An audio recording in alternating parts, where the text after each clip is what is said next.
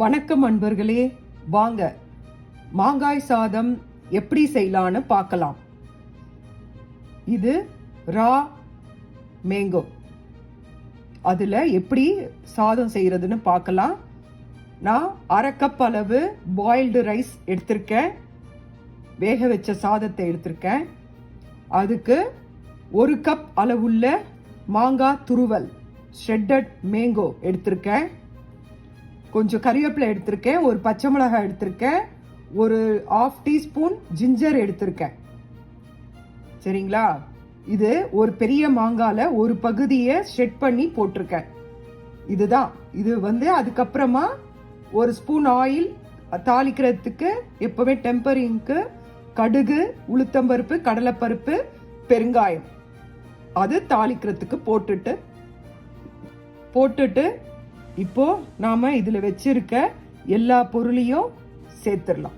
வாங்க பாருங்க, 1/2 கப் சாதத்தை வேக வச்சு அதை நல்லா ஆற வச்சு உதிர்த்து வச்சிருக்கேன். இதை நாம மேங்கோ சாதத்துக்கு வச்சுக்கலாம். பேன்ல 2 ஸ்பூன் எண்ணெய் எடுத்திருக்கேன், அதுல கடுகு போட்டிருக்கேன், 1 ஸ்பூன் உளுத்தம்பருப்பு, 1 ஸ்பூன் கடலைப்பருப்பு, 1/4 ஸ்பூன் பெருங்காய பொடி போட்டுட்டு நறுக்கி வச்ச இஞ்சி, பச்சை மிளகாய், கறிவேப்பிலை ஆட் பண்ணிட்டேன்.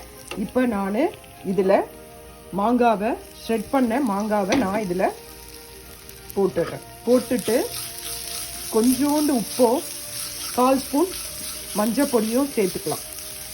சேர்த்து இதை நல்லா வதங்கட்டும். வதங்கின பிறகு நாம் ஆற வச்சிருக்க சாதத்தை இதில் கொட்டி கிளறிடலாம். நான் கொஞ்சம் மஞ்சள் பொடியும் உப்பும் நான் இதில் சேர்க்க போகிறேன்.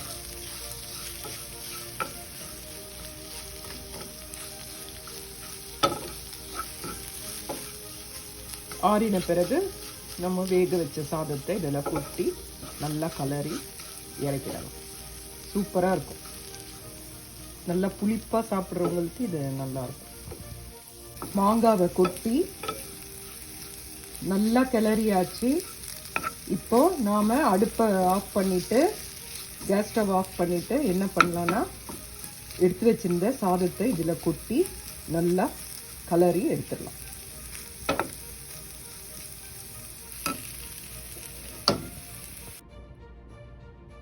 மாங்காய் சாதம் ரெடி ஆயிடுச்சு. நீங்கள் இது சாப்பிட்டு பாருங்க, நல்லா இருக்கும். நல்லா புளிப்பாக சூப்பராக இருக்கும். இது கூட சிப்ஸ் அந்த மாதிரி ஏதாவது வச்சு சாப்பிடுங்க. செஞ்சு பாருங்க. செஞ்சு பார்த்துட்டு எப்படி இருக்குன்னு உங்கள் கமெண்ட்ல சொல்லுங்க. இது லஞ்ச் பாக்ஸுக்கும் நல்லா இருக்கும், குழந்தைங்களுக்கும் கொடுக்கலாம். செஞ்சு பாருங்க. செஞ்சு பார்த்துட்டு எப்படி இருக்குன்னு சொல்லிட்டு உங்கள் கமெண்ட்ல சொல்லுங்க.